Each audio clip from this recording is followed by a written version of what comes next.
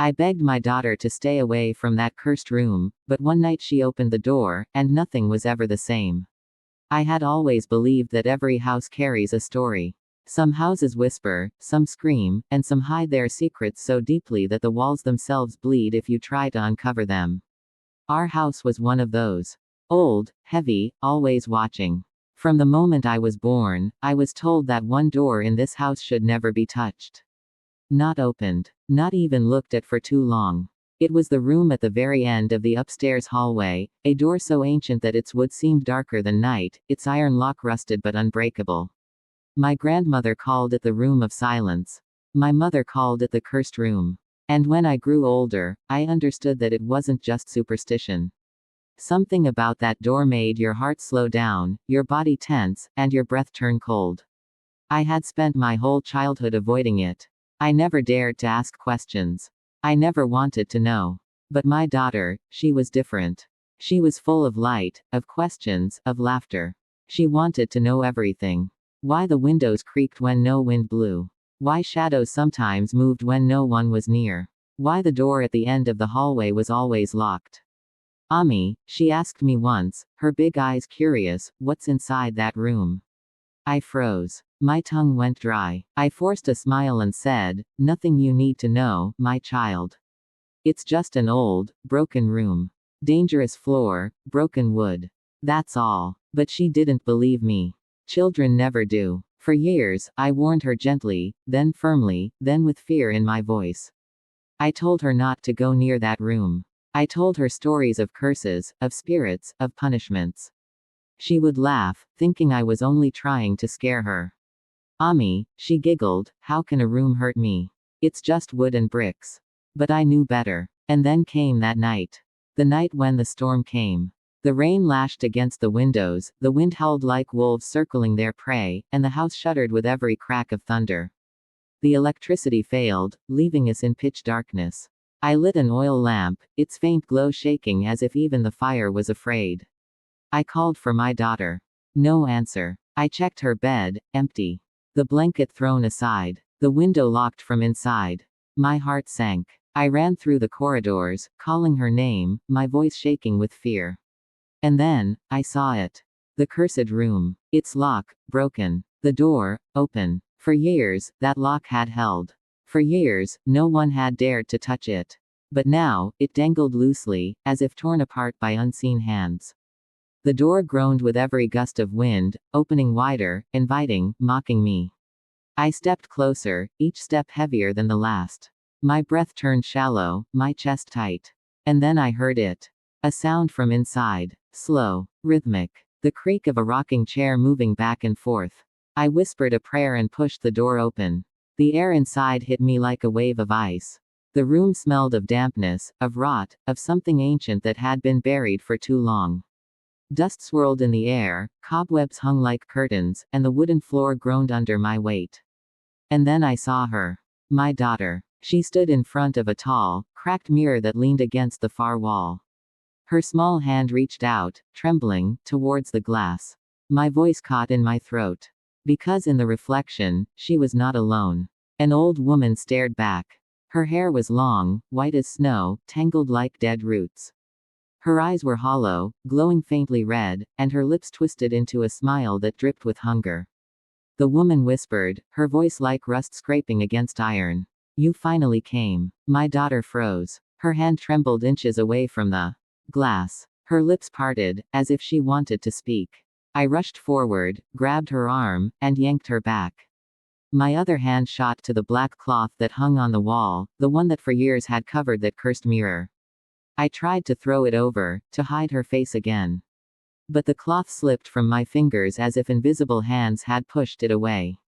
The reflection grew sharper, brighter. The old woman leaned closer, her teeth black and broken. She hissed. She is mine. My daughter screamed. A sound so sharp, so piercing, it split the silence like glass shattering. Her body shook violently in my arms, her eyes rolling back. I held her tight, praying, crying, begging. And then, she went still. For a moment, I thought I had lost her. But slowly, her eyes opened. And they were not the same. Dark shadows swirled in them, like smoke trapped behind her gaze. She looked at me with an expression I had never seen before. Not fear, not confusion, but something else. Something that didn't belong to her. I carried her out of that room, slammed the door shut, and forced the lock back into place. My hands shook so badly I could barely hold the key.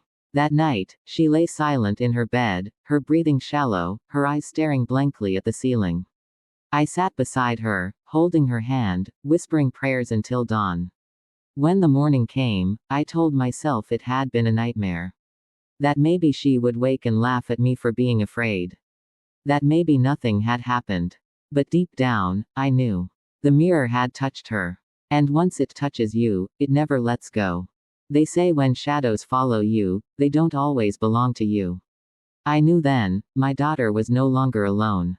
The morning after that night was heavy. Even though the sun rose, our house stayed dark, as if the light refused to enter. My daughter sat at the edge of her bed, her hair falling over her face, her little hands cold as ice. "Are you feeling better, Beta?" I whispered. She turned her head slowly, too slowly, and looked at me. Her eyes, they weren't hers anymore. They were darker, deeper, like something alive was moving behind them. She smiled faintly, but not like my daughter would smile. It was crooked, unsettling. "Ami," she whispered. "The woman in the mirror," she told me her name. My blood froze. I didn't want to know. I didn't want to hear. But her lips moved anyway. She said her name is Sahira. The way she said it, almost like her tongue wasn't her own, made me grip her shoulders tightly. "No, don't speak to her. Don't listen. Promise me, my child." She only laughed. Soft at first, then louder, until it echoed across the room. That laugh wasn't hers. Dash dash dash. The days that followed were a blur of fear. She would sit for hours, staring at the wall, as if waiting for someone. At night, I would hear whispers through the cracks of her door. A woman's voice. Old, broken, but commanding. And my daughter would answer in whispers of her own. One evening, I entered her room silently, holding my breath. She was sitting on the floor, her hand stretched out towards the empty air. "What are you doing?" I asked, my voice shaking. She looked at me, annoyed, like I had interrupted something important. "She says I must practice. She says I must learn." "Learn what?" Her lips curled into that same, crooked smile. "How to open the door fully, so she can come through." Dash dash dash. I began to lock her room at night. I kept the keys under my pillow. But every morning, without fail, her door would be wide open, swinging gently as if someone had just walked out. One night, unable to take it anymore, I stayed awake, clutching the keys in my trembling hand. The wind rattled the windows, and the house groaned with every breath of air. Around midnight, I heard the sound again. The creak of a rocking chair. It was coming from upstairs. From the cursed room. I rushed up, praying under my breath. And when I reached the hallway, my heart nearly stopped. The cursed room's door was wide open. And my daughter was standing inside. She was facing the mirror, her small figure trembling, but her voice steady. She was chanting something. Words I couldn't understand. Words no child should ever know. The mirror's surface rippled like water, and behind it, Sahira was smiling. Her skeletal hands pressed against the glass, pushing, as if trying to step out. I screamed my daughter's name and ran forward. The air inside the room was so cold, it stabbed my lungs. I grabbed her, pulling with all my strength. But her feet, they wouldn't move. It was as if invisible chains held her there. Sahira's voice filled the room. "She belongs to me." She opened the door. She invited me. "No," I cried, holding tighter. "She's just a child. Take me instead." The mirror shook violently, the glass cracking but not breaking. Sahira's eyes burned brighter, and then, silence. Suddenly, my daughter collapsed in my arms. The mirror's surface stilled. The room went dead quiet. I carried her back, heart pounding, tears blurring my vision. She was breathing, but faintly. And when her eyes opened, they weren't hers anymore. Dash dash dash. The following days became worse. She spoke less like my daughter, and more like someone else entirely. Sometimes, she would call me by a name no one had ever spoken in this house. Farida. That was my grandmother's name. The only one who ever dared speak about the cursed room before she died. One night, my daughter looked at me with those dark eyes and whispered, Farida said she would stop me. But she failed. And you will fail too. I slapped my own hand against my mouth, too shocked to breathe. This thing, whatever it was, it remembered. It had been here before. And it was stronger now. I began searching. Old trunks, books, anything my grandmother had left behind. At the very bottom of a wooden chest, I found her diary. Pages yellowed, ink faded, but still legible. My hands trembled as I read. The mirror was never meant to stay in this house. It belonged to a woman named Sahira, accused of black magic, executed by the village years ago. Before her death, she swore her soul would live in the mirror, waiting for someone to release her. My mother sealed the room and locked it, warning us never to enter. But still, she whispers. Still, she calls. And she waits for a child's innocence to be her doorway. My chest tightened. My grandmother had fought this spirit her entire life. And now, it was my turn. But unlike her, I had something to lose. My only daughter. That night, I locked every door, every window, and sat awake holding my child's hand. Around 3 a.m., she stirred. Her eyes opened, blacker than ever. She sat up, her lips moving without sound. And then she turned to me and said, Ami, Sahira says you can't stop her. She says the mirror already took my soul. Soon, my body will be hers too. And then, she smiled. A smile I will never forget. When your own child stares at you with eyes that are not hers, you begin to wonder if the devil himself has entered your home. The nights grew longer. Sleep became impossible. Every time I closed my eyes, I heard whispers, crawling into my ears, filling my mind with words I didn't understand. The house no longer felt like my home. It felt like a trap. A cage. And the predator was already inside. My daughter was slipping away from me, piece by piece. She wouldn't eat food anymore. When I placed plates before her, she would push them away, whispering, she feeds me. Sometimes, I would find her in the kitchen, staring at empty corners, her lips moving as if someone invisible stood there feeding her. And every night, she returned to the mirror. No matter how many locks I fixed, how many nails I hammered into that cursed door, I would always find her inside, standing in front of the cracked glass, eyes blank, as if in prayer. But one night, things changed. That night, I woke to the sound of humming. A lullaby. One I hadn't heard since I was a child.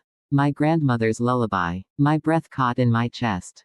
Slowly, I walked down the hallway, following the sound. When I reached the cursed room, my heart nearly stopped. The door was wide open. My daughter sat on the floor, humming the lullaby, rocking back and forth. But it wasn't her voice. It was my grandmother's. Farida, I whispered, trembling. My daughter's head snapped up. Her lips curled into a smile too wide, too unnatural. Do you remember me? She said, but not in her voice. It was my grandmother's. I stumbled back, my legs shaking. No, this isn't real. But then she laughed. Not like my daughter. Not like Sahira. But like Farida. Grandmother tried to save you. Now she's trapped here with me. And then, from the mirror, I saw it. Not just Sahira's reflection, but my grandmother's. Her face pale, her eyes full of tears, banging against the inside of the glass. Silently screaming. I ran to my daughter, grabbed her shoulders, and shook her. Stop this. Leave her alone. But she only tilted her head and whispered, she belongs here. And soon, you will too. I tried to pull her away from the mirror, but the moment I touched the glass, a force slammed me backwards, throwing me against the wall. My body ached, my chest burned, but worse than the pain was the sound. The sound of my daughter laughing. For days, I refused to enter that room again. But she kept going back. Every night, she vanished from her bed. Every morning, I found her weaker, paler, her veins darkening like smoke running under her skin. I knew if I didn't act soon, I would lose her forever. So I returned to my grandmother's diary. Near the final pages, I found something she had never told me. Something she had hidden even from her own children. The mirror cannot be destroyed by fire, nor by breaking the glass. It feeds on souls, and every soul it takes only makes it stronger. But there is one way, one sacrifice. Blood of kin must bind it. The one who loves the child most must be willing to trade their life, sealing the mirror forever. If not, the child is lost, and the spirit grows stronger. My hands shook so badly, the diary nearly fell from my fingers. I was the only one left. If I didn't do it, my daughter would be gone. That night, I prepared. I prayed harder than I ever had. I wrapped a scarf around my head, lit incense, and held my grandmother's diary close. My plan was to face the spirit. To demand her release my daughter. But nothing could prepare me for what awaited me. When I entered the cursed room again, the mirror was no longer cracked. It was whole, clean, almost shining. My daughter stood in front of it, her hands pressed to the glass. Whispering softly, I shouted her name, but she didn't respond. Instead, Sahira stepped forward from within the mirror. This time, her figure was clearer, sharper. Her long white hair swayed as if underwater, her eyes glowing like burning coals. "You've come to take her back," she said, her voice echoing in every corner of the room. "But she is already mine." "No," I cried. "Take me instead. Leave her." Sahira laughed. A hollow, broken sound. "You think I want you. You are old, tired, your soul weak. But hers is pure. Untouched. Innocent. The perfect vessel. I will live again through her." I fell to my knees, tears streaming down my face. "Please, she's just a child." But my daughter turned then, slowly, her face pale, her eyes black as night. "She doesn't want to leave, Ami," she whispered. "She likes it here." My breath caught in my chest. No, that's not you. That's not my daughter." Her smile widened. "She is me now." And then the mirror shifted. I saw images flashing, a village burning, people screaming, torches in the night. Sahira standing tall, bound, dragged to a fire. Her voice screaming curses. And then, her reflection trapped in the glass. I understood. This mirror wasn't just haunted. It was her prison. Her execution ground. And now, she wanted out. I tried one last time. I rushed forward, holding the diary, shouting verses, prayers, anything that came to my lips. For a moment, the mirror shook violently, the reflection blurring. Sahira hissed in rage, her claws scratching against the inside of the glass. But then, my daughter screamed. Her body convulsed, her hands clawing at her chest as if something inside was tearing her apart. "Stop," I cried. "You'll kill her." Sahira's laughter filled the air. "No, I'll just take what's mine." The mirror's surface split open, like a doorway. Hands reached out, thin, bony, but strong. They grabbed my daughter, pulling her into the glass. I lunged forward, grabbing her arm with all my strength. "No, you can't have her." The tug of war nearly ripped her apart. She screamed my name, her real voice, just once. "Ami." In that moment, I realized, Sahira hadn't fully taken her yet. There was still time. And then the twist came. From the corner of the mirror, another hand appeared. Not Sahira's, but my grandmother's. Her reflection reached out, tears streaming down her ghostly face. She whispered, "Let her go, child, save yourself." My heart shattered. "No," I screamed. "If anyone goes, it will be me." But the mirror didn't let me choose. In one violent pull, it swallowed them both, my daughter and my grandmother's reflection, and the glass sealed shut, leaving only my broken scream echoing in the cursed room. They say the worst pain is not when you die, it is when you watch your own child being taken from you, and you can do nothing but scream. The night they vanished into the mirror, I lost myself. I screamed until my voice broke, until my throat bled, until my body collapsed to the cold wooden floor. But the mirror stood there silently, shining as if nothing had happened, as if it hadn't just swallowed my only daughter. The house became a grave. Every corner whispered her laughter, every shadow carried her voice. I stopped eating, stopped sleeping. I just sat outside the cursed room, staring at the locked door, waiting for any sign, any sound that might tell me she was still alive inside. Days passed. Nights became endless. My body weakened, but my resolve grew stronger. I couldn't let it end this way. One evening, as the sky bled red with sunset, I heard a faint knock from inside the cursed room. My heart leapt, my legs carrying me without thought. I unlocked the door, pushed it open, and there it was, the mirror. Its surface rippled like water, and for a moment I saw her face. My daughter. Pale, exhausted, tears streaming down her cheeks. She whispered only one word, her lips trembling. Ami, and then Sahira appeared behind her, her skeletal hands gripping my child's shoulders, her smile dripping with cruelty. She cannot come back, Sahira hissed, her voice vibrating through the floorboards. Her soul is mine. Unless, she paused, her red eyes glowing brighter, you take her place. The words pierced me. This was the sacrifice my grandmother's diary had spoken of. Blood of kin must bind the mirror. A trade. My life for hers. For a moment I thought, what if this is just another trick? What if she takes me, and still keeps my daughter? But when I looked at my child's tearful face, when I saw her hand reaching toward me from behind the glass, I knew there was no choice. I would give anything, even my soul, to see her free. I pressed my hand against the mirror. The glass was cold, biting into my skin like ice. Blood trickled from my palm as if the mirror itself had cut me. The glass glowed, veins of red spreading across its surface. Sahira laughed in triumph. Yes, give yourself to me. But something unexpected happened. From deep within the mirror, my grandmother's reflection appeared again. Her eyes were fierce, her voice strong. No, child. This is not her victory. Use your love, not your fear. Suddenly, I understood. Sahira fed on fear, on despair. But love was something she could not command. Holding the glass tighter, I cried out, take me, but set her free. My blood smeared across the surface, my voice shaking the walls. The mirror screamed. Cracks spread across it, lightning bolts of white light slicing through the darkness. Sahira shrieked, her figure twisting and writhing, trying to hold onto my daughter. I pulled with everything I had. My arms burned, my chest felt like it would burst, but I did not let go. And then, she slipped free. My daughter fell into my arms, gasping, her body trembling. For a moment, joy filled me. She was back. She was mine. But the mirror was not done. Hands burst from the glass, clawing at me, pulling at my clothes, dragging me toward the surface. My daughter screamed, Ami, no. Don't go. I looked into her eyes, finally clear again, filled with life, and I smiled through my tears.